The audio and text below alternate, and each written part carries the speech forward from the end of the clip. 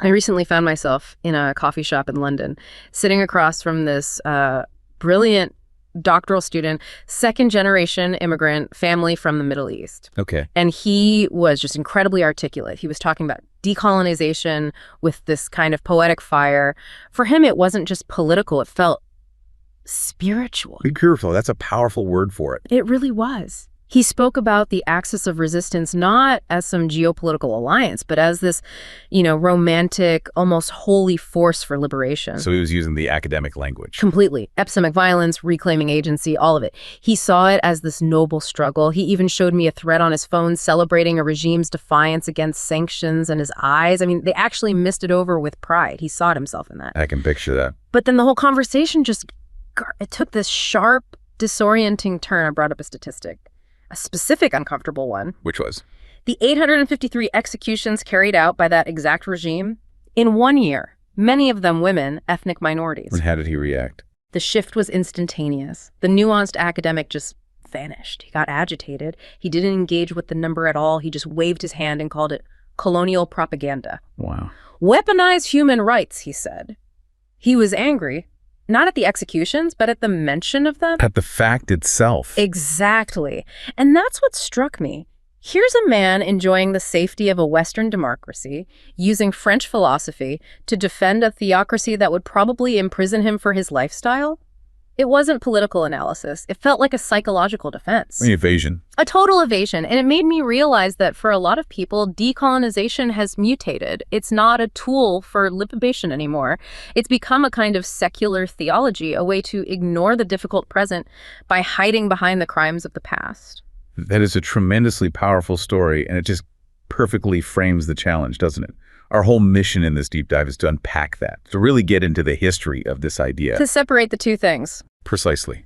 We have to distinguish the genuine critique, the tool that help us understand colonial legacies, from the instrumental ideology, the kind that uses those same legacies as a shield to hide plain facts. Okay, so let's do that. Let's unpack it. If this language is now being used to defend authoritarianism, where did it start? What was its original purpose? Well, you have to start with Frantz Fanon, the Martinican psychiatrist and philosopher. Right. Black skin, white masks. The very same. And his work was this incredibly rigorous exploration of the psychological damage of colonialism. He wasn't focused on policy. Not really. He was interested in the mind. So what was the psychological diagnosis he was making? For Fanon, it was about deep alienation, cultural trauma. He argued colonialism wasn't just, physical subjugation. It was a form of epistemic violence. It forces you to see yourself through the eyes of the oppressor. Exactly. You internalize your own inferiority. He used that Hegelian master-slave dialectic to explain how the whole colonial structure just stifles any real social conflict. All the internal problems get buried under this one big frustration, being othered. So liberation for him was about getting your own mind back, your own sense of self. That's it. Reclaiming agency. But, that profound psychological idea is a long way from the political justification you heard in that coffee shop. A very long way. So how did it mutate? In the 60s and 70s, when his work hit the global political scene, a lot of revolutionary groups just distorted it. They latched onto a few passages about violence and made it all about subversive revolution. The deep psychological part often just got overlooked. It became a political handbook. A very simplified one. Yeah. It wasn't until the 80s, with academic post-colonial studies, Sad, Spivak, Paba, the scholars tried to recover that more rigorous analytical Fanon. Okay. But this is where it gets really interesting. Today, that word decolonization is being used all over the place, across 3 completely different zones. And I think this is where all the confusion starts. What are those 3 zones? Okay, so first you have academic post-colonial studies. This is serious methodological research, literature, history, structural critique. The rigorous stuff. Right. Second, you have European and North American identity activism. This is using the concepts to build political identities, to fight for justice inside Western institutions. And the third? The third is geopolitical strategic deployment. And that's the one most relevant to your story. It's certain regimes using the rhetoric to deflect any and all criticism. And when you're in those second and third zones, you're not really talking about Fanon's critique anymore. It's more like a permanent excuse. Exactly. And to get why that excuse is so powerful, we can look at René Girard's work on the Scapegoat Mechanism. Girard's pretty dense. Can you break down that core idea for us? Of course. Girard argued that most of our desires are mimetic. We want things because other people want them. This imitation leads to rivalry, and that creates social crises. A war of all against all. Pretty much. And to stop society from imploding, communities have historically transferred all their collective anger and guilt onto one victim, the scapegoat. And getting rid of the scapegoat brings peace. A temporary peace, yes. The community unites against a common enemy. So how does that apply to the decolonial rhetoric we're seeing? Well, the hypothesis here is that some forms of this ideology invert that mechanism. Instead of a temporary scapegoat for a temporary problem, the West, and often by extension states like Israel, becomes the permanent scapegoat. Permanent. Why is that necessary? Because if your whole worldview is built on the idea of historic oppression, you need an eternal oppressor to hold it all together. To avoid looking inward. Precisely.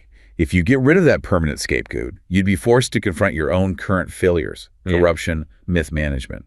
The whole consensus would shatter.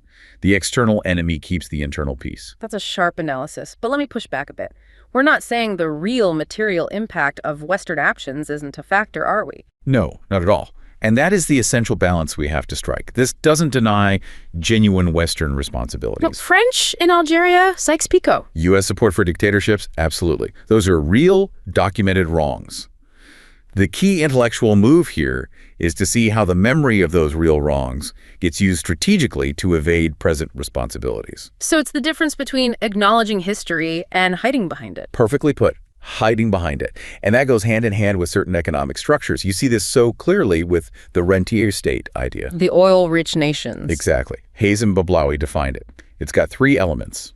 Huge dependence on external rent, like oil.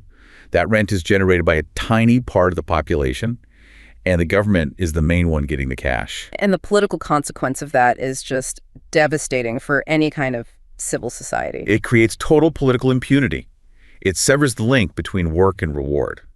Wealth comes from the ground, not from labor or taxes. And if the government doesn't need to tax you, it doesn't need to listen to you. There's no accountability, no fiscal contract. Libya is the extreme example. All that oil money, and yet the country has a 40% poverty rate. The dysfunction, nepotism, tribalism, it just persists. And this is where the economics and the ideology meet. It's the perfect justification for those elites. They don't have to answer for failing infrastructure.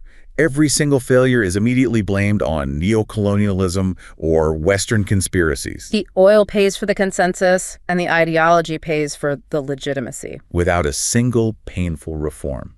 It reminds me of that story of the Libyan engineer during a huge power cut. He goes to the municipal office to demand why the grid failed. And he wants to know where the repair budget went. Right. And the official doesn't talk about siphoning funds. He launches into this fiery speech about Italian colonialism and Western interference being the cause of their weakness. Blaming a broken fuse box on something that happened 100 years ago, well, it's intellectual jujitsu to shield modern corruption. It's pure deflection.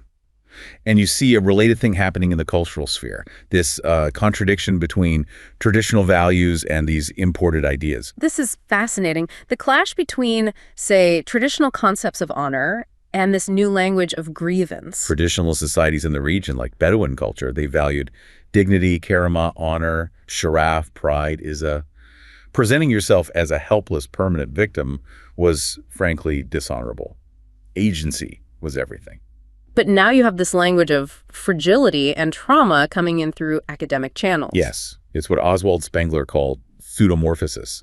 It's like a new culture trying to grow inside the old dead structures of a foreign one. The new growth gets deformed. So you're trading local pride for an intellectual dependency on a Western academic vocabulary. Even while you're claiming cultural autonomy, you can just picture it, can't you? The grandfather in Amman who built his business from nothing, listening to his university-educated grandson talk about structural imperialism to excuse why he can't find a job. The grandson thinks he's being sophisticated.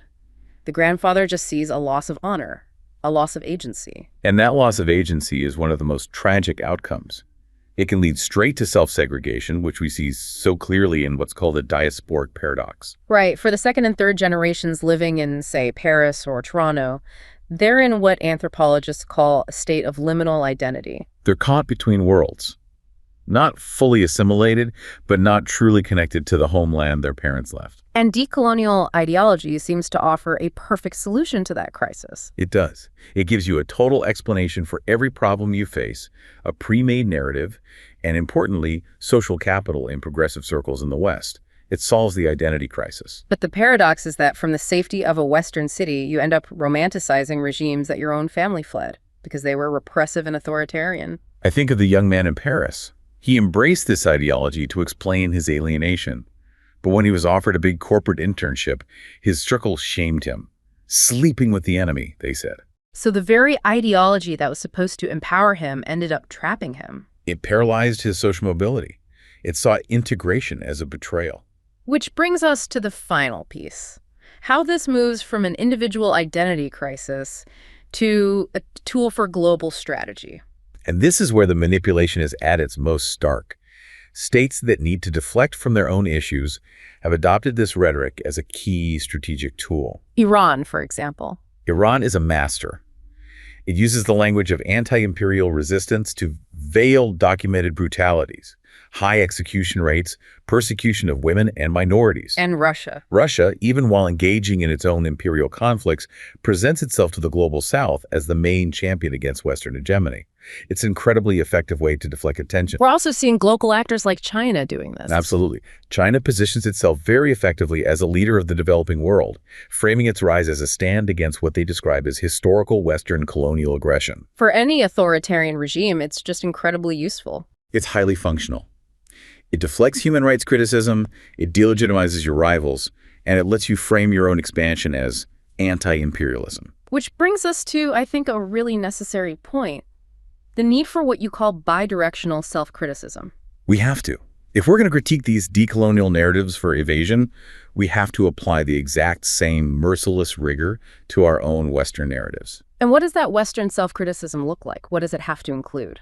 It means fully acknowledging systematic torture in places like Algeria, the legacy of artificial borders like Sykes-Picot, the consequences of disastrous interventions like Iraq in 2003 and Libya in 2011, and the damage done by supporting dictators and imposing harsh economic programs. So the goal isn't to play a blame game. It's to establish what an intellectually honest critique looks like versus an ideology that just paralyzes everyone. Exactly. We're at a fork in the road. There's option A, rigorous decolonialism. Critical analysis that identifies multiple responsibilities and pushes for real reforms. And option B? Option B, secular theology, where it's just strategic evasion that leads to victimhood and paralysis. The ideology becomes totalizing. Everything is colonialism. It's atemporal. The past justifies every present failure. And it's impermeable. Any criticism is just more colonial propaganda. So what's the test for an intellectually honest approach? It has to acknowledge documented Western responsibilities, but also identify current local responsibilities. It must be open to criticism. It has to promote concrete reforms, not just endless denunciation. Like the work of Akili Mbembe or Sadiq Al-Azam. The best examples. They combine a fierce critique of colonialism with a merciless analysis of post-colonial elites. They hold everyone to the same standard. It seems then that real intellectual decolonization is achieved not when you stop acknowledging colonial history, you have to do that, but when you stop needing a permanent scapegoat. From whatever quarter it comes from. You have to accept the complexity, the ambiguity, and the shared responsibility that exists in every real historical situation. So the ultimate lesson for you, the listener, is that genuine emancipation. It means reclaiming indigenous intellectual traditions, building identities that can handle complexity, and fundamentally taking full responsibility for the present instead of hiding it behind the past. That is what real agency looks like.